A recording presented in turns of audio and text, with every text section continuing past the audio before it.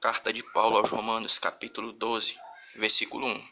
Carta de Paulo aos Romanos, capítulo 12, versículo 1, que diz assim: Portanto, rogo-vos, irmãos, pela compaixão de Deus, que apresenteis os vossos corpos como sacrifício vivo, santo e agradável a Deus, que é o vosso culto racional. Então, a gente como cristão que somos, é impossível a gente estar inserido em um contexto onde determinadas questões não acabem virando motivo para uma reflexão, uma meditação. E a gente vendo todo o contexto em que a gente está inserido nos dias de hoje, principalmente como igreja brasileira, a gente tem visto uma movimentação muito grande, tanto no meio da questão da igreja em si, como também na questão política, que é a coisa concernente à questão do pensamento do movimento LGBT. Né? Então, o que é que tem acontecido? A gente, para quem não conhece bem a situação, se acaba passando a imagem de quê? De que existe um movimento ativista aí, um ativismo lutando pelo direito de conservar, por que não dizer de se ter um direito a um determinado estilo de vida, que é a questão do movimento LGBT. As pessoas que têm uma inclinação ao sentimento homoafetivo, vamos dizer assim, né? Então, quando a gente para fazer uma análise, não se está lutando pelo direito de se conservar um determinado tipo de estilo de vida. Até porque quando você para fazer uma análise, você que tem 40, 30, 20 anos mesmo, né? A gente vê que já se existe essa liberdade em nosso país. Você quer um exemplo? Dentro da chamada cultura pop, da cultura popular, vamos dizer assim, da música secular, nós tivemos muitos expoentes conhecidos, que eles eram pessoas de comportamento homoafetivo, como o próprio Renato Russo, Cássia Eller, dentro da própria política, autores de novela. Você faz uma análise, uma pesquisa, e você vai descobrir que existiram muitos autores de novela, pessoas no campo político, dentro da música, que eram pessoas de comportamento homoafetivo. Isso dá-se a entender o quê? Que essa liberdade já existia. Embora as pessoas dizem que existe um preconceito, a grande verdade é que em nosso país, uma liberdade ela já está garantida ao público que faz parte desse segmento, né? Aí a gente vê o que é que está acontecendo. Pessoas do chamado ativismo LGBT, lutando aí por uma questão de uma liberdade, né? Enfrentando até mesmo os evangélicos, dentro da política. Quem é o alvo desses grupos, principalmente, é a galera da chamada bancada evangélica, né? Os políticos lá dentro que são pensadores oriundos da fé evangélica. Então o que é que vai acontecer? Será que realmente não existe uma liberdade? Existe sim. Essa liberdade já existe. Na realidade, o que os ativistas do movimento LGBT estão lutando não é por uma liberdade, porque essa liberdade já existe. O que eles estão lutando é pelo direito de calar a boca daqueles que pensam diferente. Que no caso o público-alvo aí são os evangélicos, né? Então você vai ver as pessoas não lutando por uma liberdade, até porque essa liberdade já existe. Existem pessoas de comportamento homoafetivo que já tiveram seu espaço e tem na cultura, na política, né? Agora o que está acontecendo não é a luta por uma liberdade, mas é uma luta pelo direito de calar a boca de quem pensa de forma negativa. Aí é interessante que esses dias não estamos fazendo aqui uma apologia a nenhum tipo de candidato, né? Mas a gente está só fazendo menção de uma coisa: um certo reboliço no que é concernente o medo e o temor de alguns do chamado ativismo LGBT, tipo assim, não, se fulano de tal ganhar, vai ser instaurado aqui em nosso país, uma espécie de ditadura evangélica, ou então se o outro ganhar, vai ser um tipo de ditadura. Então o que é que acontece, né? Uma ditadura, sabe qual é uma das marcas que define uma ditadura?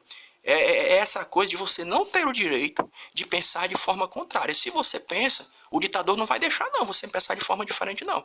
Ele já faz o que? Já tenta calar sua boca. Então o que é que a gente vê? É que na realidade quem está tentando instaurar uma ditadura não são os evangélicos, nem as pessoas que pensam contrário. Na realidade é o próprio movimento LGBT. Quando ele tenta calar a boca daqueles que pensam diferente. Caso você não saiba ainda, meu irmão e minha irmã, meu amigo e minha amiga, existem países por aí onde os pregadores eles não têm mais liberdade de pregar determinados textos bíblicos, que vão de encontro e pregam que Deus, quando deu início às coisas, ele criou macho e fêmea. Por exemplo, carta de Paulo aos Romanos. Se você for um pregador em alguns outros países, existem países por aí que se você for pregar o capítulo 1 de Romanos, você não pode nem fazer a leitura. Você pode acabar sendo processado, né, por homofobia. Então a gente vai ver que na realidade o que existe não é uma luta pelo direito. de conservar um estilo de vida, mas é o contrário. É o direito de calar a boca dos que pensam o contrário, que no caso são os cristãos, principalmente os que seguem a linha evangélica. Então, do ponto de vista humano, a gente vai ver aí um ativismo, né, uma luta. Mas do ponto de vista bíblico, o que na realidade está acontecendo é uma batalha no mundo espiritual. Porque o inimigo das nossas almas, até certo ponto, ele tentou fazer o quê? Como ele viu que ele não conseguiu desmentir os fatos bíblicos, porque hoje a gente já vê pessoas dentro do próprio do campo da medicina, existem muitas pessoas dentro do campo da medicina que já estão mostrando que determinado tipo de segmento na realidade, ele não é normal, é até antinatural, e nós já tivemos a oportunidade de ver isso, né? Dentro da própria sociologia, mostrando que as civilizações que já existiram, todas elas foram construídas em cima do relacionamento hétero, né? Homem e mulher, né?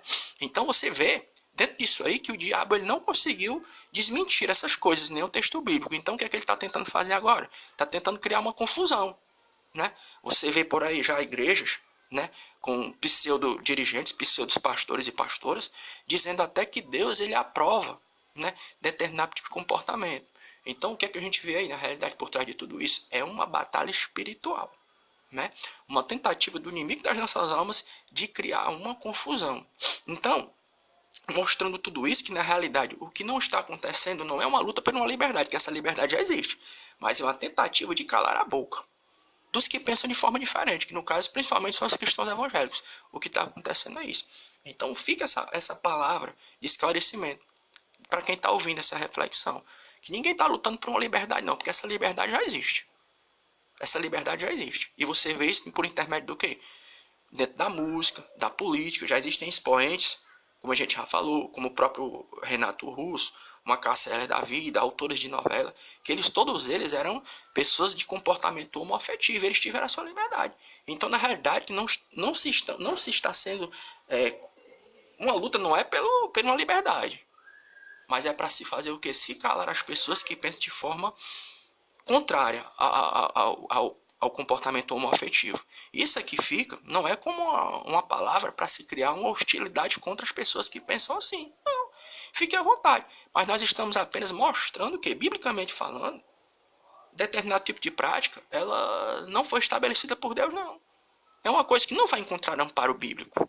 E a gente está apenas aqui afirmando o seguinte, mais uma vez, que nos últimos dias nós temos que orar a Deus e buscar de Deus força, discernimento, para entender que existe uma batalha espiritual. E às vezes você pensa que é somente questão política. Não é questão política não, meu querido, minha querida. Existe aí toda uma movimentação no mundo espiritual, nesses últimos dias, querendo desfazer daquilo que Deus falou em sua palavra, né? Então fica aqui essa rápida palavra de esclarecimento e rogando ao Senhor nosso Deus que Ele continue nos dando condição a mim e a você de permanecermos em pé diante do Senhor nosso Deus, conservando aquilo que a palavra nos revela. E mostrando as coisas não de uma maneira agressiva, mas de uma maneira amigável, amistosa. Porque na realidade o que nós queremos é trazer uma palavra de esclarecimento. E não criar uma contenda, né? E nem maltratar ninguém. Então que o Senhor nosso Deus, em sua infinita misericórdia, Ele conceda a mim e a você um final de semana abençoado, cheio da misericórdia de Deus. Amém.